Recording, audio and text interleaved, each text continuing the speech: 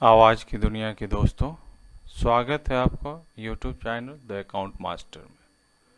Today I am here to deliver a lecture on the subject business environment for the student of MCOM semester 2, and this video is also helpful for the student of BCom, ICOM, as business environment is their part of their studies.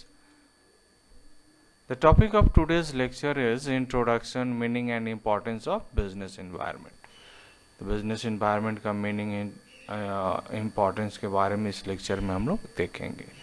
तो चलिए फिर lecture start करते हैं। Introduction. जैसा कि हम लोग जानते हैं, business environment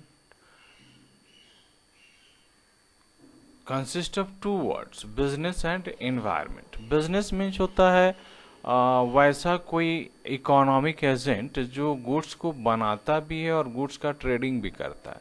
means formation, production and distribution of goods and services on a regular basis with a motive to earn profit is known as business. And जो बिजनेस होता है वो बिजनेस हमेशा सोसाइटी में होता है। हम कहीं पे वैक्यूम प्लेस पे बिजनेस नहीं कर सकते, इसलिए बिजनेस को सोशल नॉर्म्स को फुलफिल करना होता है।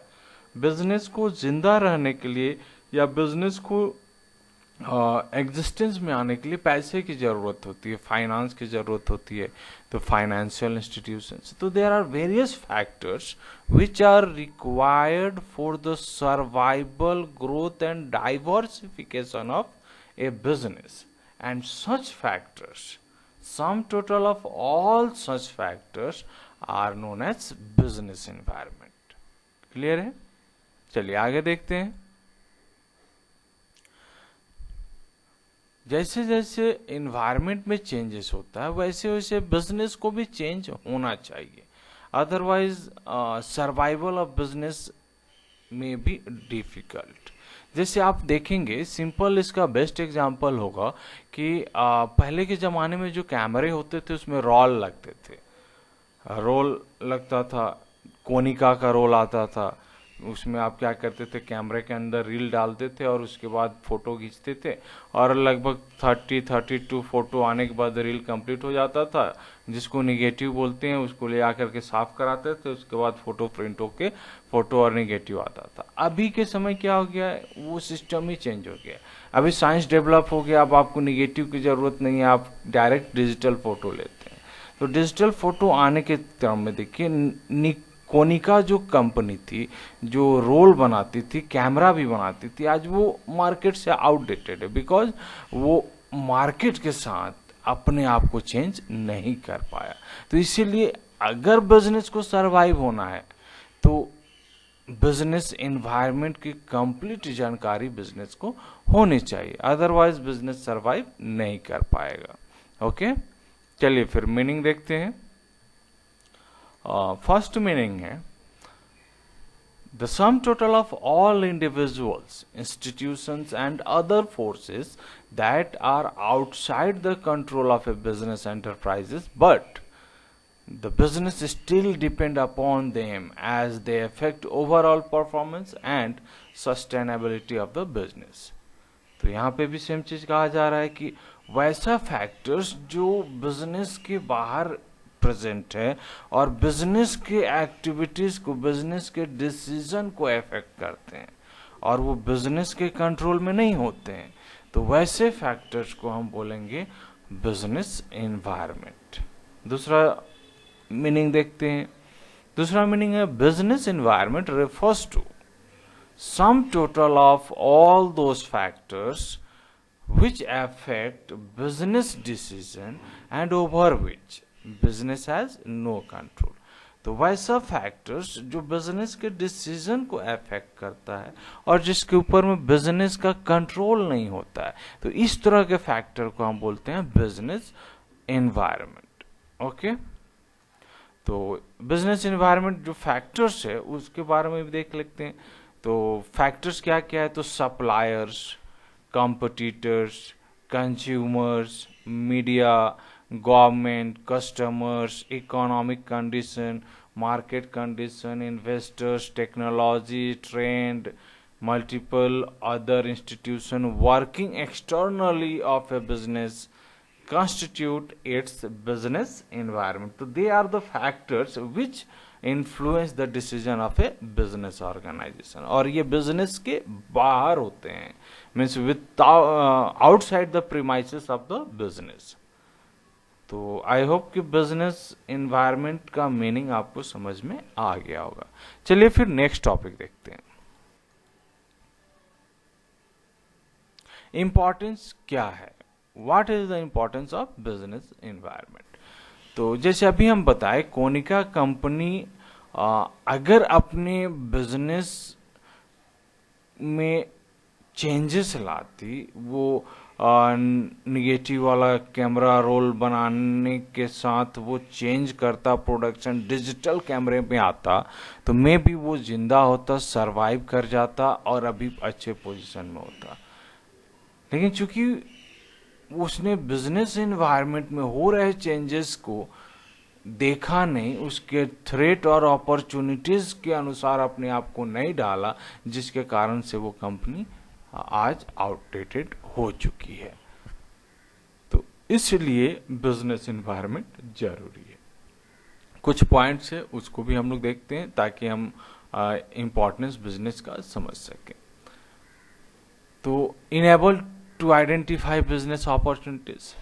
तो जो बिजनेस एनवायरनमेंट है वो बिजनेस को बिजनेस अपॉर्चुनिटीज आइडेंटिफाई करने में हेल्प करता है. दूसरा, help in tapping useful resources. तो जो यूजफुल रिसोर्सेज है बिजनेस को रन करने के लिए, उसको वो टैप करता है, उसको वो ट्रैक करता है कि कौन सा रिसोर्सेज मेरे लिए बेस्ट है, उसको वो यूज करेगा और उसके अनुसार बिजनेस को रन करेगा. तो बिजनेस एनवायरनमेंट ये हेल्प करता है. बिजनेस एनवायरनमेंट ऑल्सो हेल्प करता है कि business change with the change in environment. जैसे जैसे बिजनेस में चेंज होगा वैसे वैसे बिजनेस को चेंज करना होगा. तो ये only because of knowledge of business environment. Next, fourth one है असिस्टेंस इन प्लानिंग. तो बिजनेस एनवायरनमेंट बिजनेसमैन को प्लान मतलब मेकिंग प्लानिंग मतलब होता है मेकिंग प्लान. और प्लान मतलब क्या होता है कि फ्यूचर के लिए हम आज कुछ प्रिपरेशन, मतलब थिंकिंग बिफोर स्टार्ट.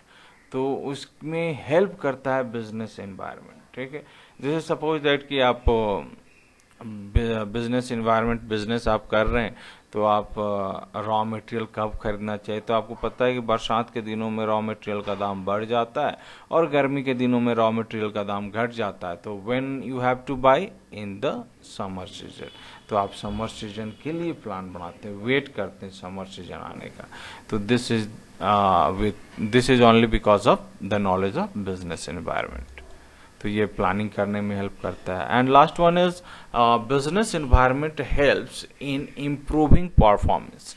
बिजनेस को प्रॉफिट अर्न करने में, बिजनेस के सर्वाइवल के लिए knowledge of business environment is must. अगर आप बिजनेस एनवायरनमेंट नहीं नॉलेज रखते हैं तो business will not be survive in the economy. Okay, चलिए फीचर्स एंड कैरेक्टरिस्टिक्स को देखते हैं कि क्या बिजनेस का फीचर्स है, क्यों बिजनेस एनवायरनमेंट को हमको जानना चाहिए. तो फर्स्ट फीचर्स है टोटलिटी ऑफ एक्सटर्नल फोर्स. ये सारा जो बिजनेस एनवायरनमेंट है वो बाहर के हैं, मतलब without the control of the business. Business का कंट्रोल उस पर नहीं होता है, इसीलिए उसके बारे में जानना जरूरी है. Otherwise it will adversely affect the business. Second है स्पेसिफिक एंड जेनरिक फोर्सेस. ये जो एक्सटर्नल फोर्सेस है वो स्पेसिफिक है. स्पेसिफिक है मतलब कोई इंडिविजुअल ऑर्गेनाइजेशन को ही इफेक्ट करेंगे. जनरल है मतलब ये सभी तरह के ऑर्गेनाइजेशन को इफेक्ट करेंगे. जैसे फॉर एग्जांपल स्पेसिफिक मतलब इन्वेस्टर्स, कस्टमर्स. जैसे आप देखेंगे मैगी का एक कस्टमर जो थे उनका प्रोडक्ट को कंज्यूम करना छोड़ दिए थे, that is only for the Maggi. तो स्पेसिफिक फैक्टर्स. जनरल जैसे अभी सरकार ने जीएसटी लागू किया, it is for the all business organisation. अगर आप बिजनेस करते हैं तो यू हैव टू टेक और make tax related as per GST.